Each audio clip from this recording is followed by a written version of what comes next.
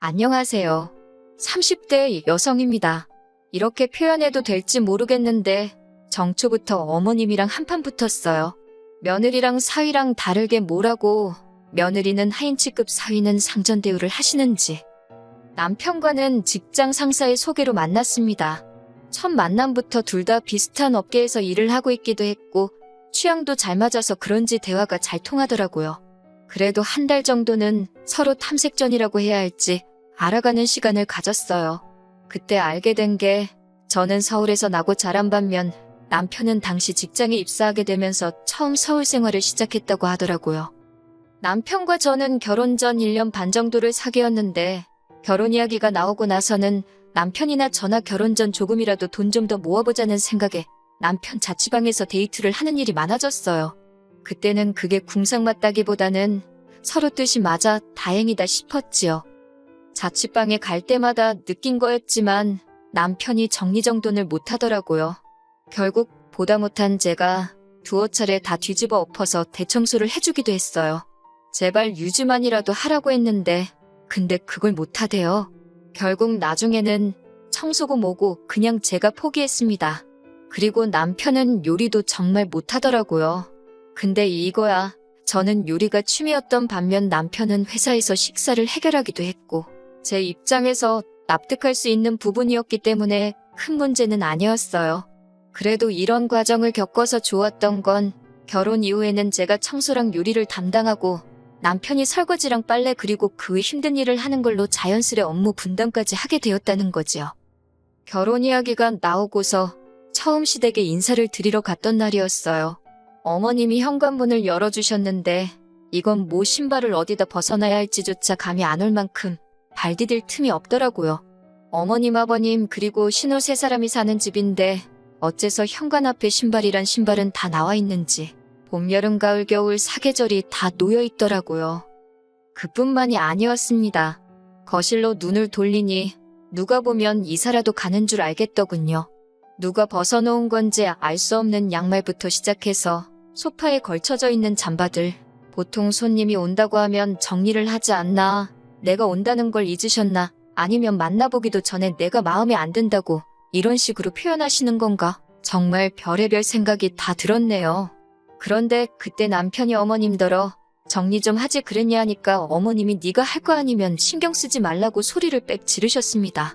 남편이 민망했는지 저더러 어머님이 원래 청소나 정리 같은데 취미가 없으시다며 이해하라고 하더라고요. 그제서야 남편이 누굴 닮은 건지도 알겠고 그래서 그냥 괜찮다고 했어요. 그리고는 요령껏 저 하나 앉을 자리는 만들어서 앉아 있었지요. 그랬더니 남편이 그런 저를 보면서 뭐가 웃긴지 실실 웃더니 어머님더러 제 취미가 청소랑 요리라고 하더라고요. 틀린 말은 아니었지만 쓸데없는 소리를 한다 싶어서 좀 짜증이 나대요. 집으로 돌아오는 길에 뭐하러 그런 소리를 했냐 하니까 하는 말이 청소랑 요리 잘하는 여자라고 하면 시어머니들한테 인기 좋은 거 아니냐며 자기 딴에는 제 자랑이라고 한 거랍니다. 요새 청소랑 요리로 인정받고 싶어하는 여자가 몇이나 되겠냐. 내가 당신보다 연봉이 높다던가 그런 얘기도 할 수 있지 않았냐. 솔직히 그런 말이 목구멍 끝까지 올라왔었어요. 그런데 난 아무것도 모른다는 식으로 웃고 있는 남편을 보니 악의는 없었구나 싶어서 다음부턴 쓸데없는 소리 하지 말라고 한마디 하고 그냥 넘어갔네요. 이후로 저희는 부부의 연을 맺었습니다. 신혼집은 일단 단기 임대 계약이 가능한 오피스텔에서 시작했고요. 직장이라던가 여러 가지 마음에 걸리는 것들이 있어서 진짜 신혼집은 천천히 알아보기로 했었거든요. 다행히 오피스텔에 웬만한 건 다 갖춰져 있어서 침대라던가 최소한으로 필요한 가구만 반반 부담해서 장만했지요. 그런데 오피스텔에 산 지 한 달쯤 됐을까요? 하루는 어머님께서 전화에다 대고 너네는 왜 집들이 할 생각을 안 하냐 그러시대요. 단기 임대 오피스텔인데 무슨 집들이를 하라는 건가 싶어서 솔직히 황당했습니다. 제가 나중에 진짜 집 장만하면 그때 제대로 하려고 한다며 적당히 웃어 넘기려고 했는데 어머님이 그런 게 어딨냐고 역정을 내시더라고요. 결혼을 했으면 반지하에 살아도 부모한테 이렇게 해놓고 삽니다. 이렇게 살게 해주셔서 감사합니다 하고 보여주는 게 맞는 거라면서요. 듣는 내내 억지다 싶었지만 알겠다 했습니다. 그리고 며칠 뒤 13평의 작은 오피스텔에 어머님, 아버님 그리고 신우의 저희 부부까지 5사람이 들어차니 정신이 하나도 없더라고요. 어머님께서는 집안을 둘러보시더니 집안이 휑하다고 인간미가 없다며 뭐라고 하셨지요. 깨끗하고 깔끔한 집이 누군가의 눈에는 휑해 보일 수도 있구나. 그냥 그렇게 생각하고 말았습니다. 곧이어 제가 집들이기도 하고 해서 월남쌈하고 몇 가지 음식을 해놨었는데 맛을 보시더니 먹을만하다시대요. 신우도 질세라 나쁘지 않네 그러고 있고 그러면서도 집에 갈 때 되니까 남은 음식 없냐고 하시면서 다 싸달랍니다. 그러더니 거의 저희 냉장고를 털어가다시피 다 가지고 가셨어요. 솔직히 말이 좋아 집들이지 오셔서 내내 흠만 잡으시고 어떻게든 저를 깎아내리려 하셨다는 게 너무 속상하대요.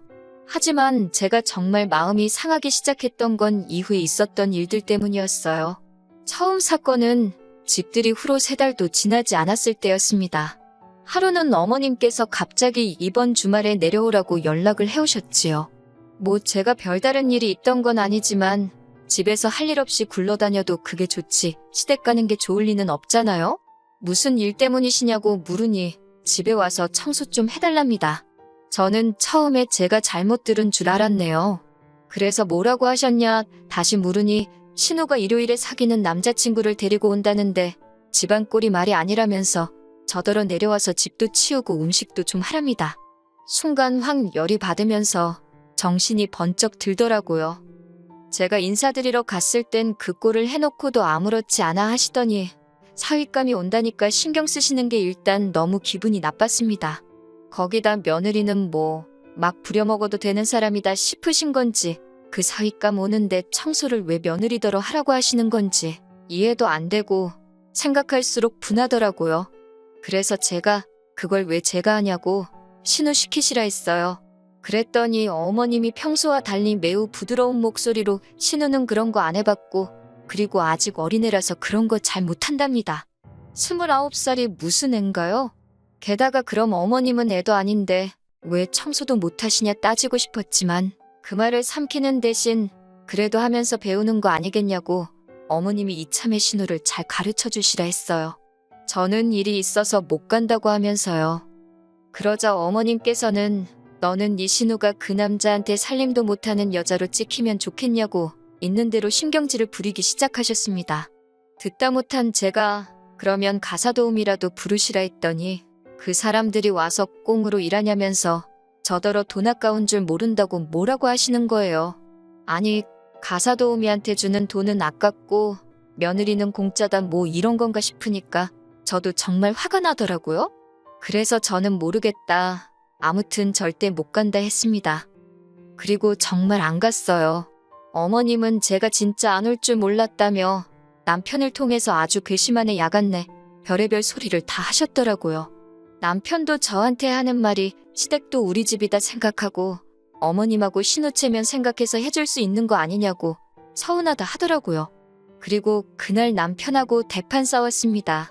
제가 알지도 못하면서 네가 내 기분을 아느냐고 남편에게 아주 다다다다 퍼부서댔어요.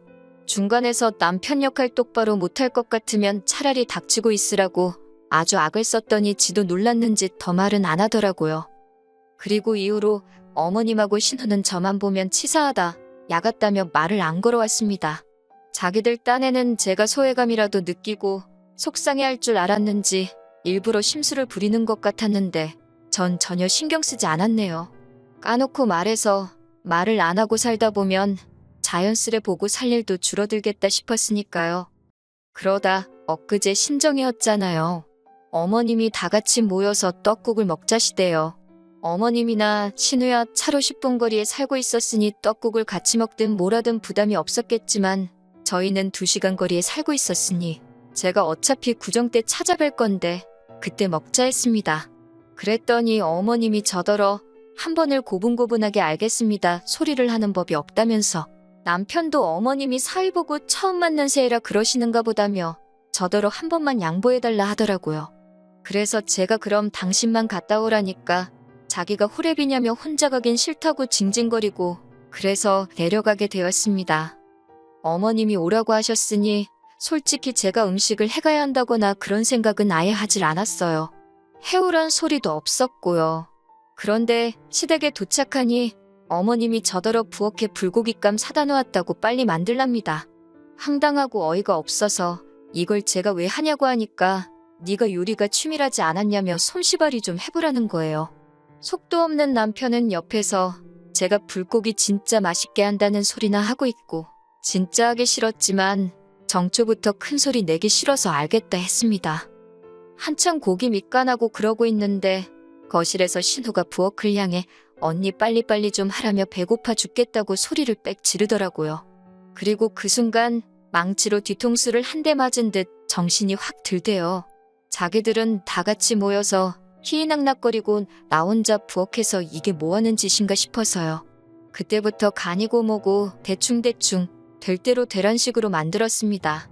맛이 없으면 2번은 안 시키겠지. 뭐 그런 계산도 없던 건 아니에요. 그리고 아니나 다를까 불고기가 짜네 어쩌네 어머님이 싫은 소리를 하시더라고요. 남편도 원래 먹던 맛이 아니라며 무슨 짓을 한 거냔 식으로 절 바라보길래 시침이 떼고 있었습니다. 속으로 좀 고소하더라고요. 어찌저찌 식사를 끝내고 또 다 같이 우르르 거실로 나가길래 저도 따라 나갈 때였어요. 어머님께서 설거지는 누구 하라는 거냐입니다. 그래서 저는 불고기 했는데 설거지도 제가 하냐고 반문을 했어요. 그랬더니 어머님 하시는 소리가 그러면 며느리가 하지 누가 하니 그러시는 거예요. 그렇게 어머님과 제 사이에서 설전이 오갔고 그 소리가 거실까지 들렸던 모양입니다.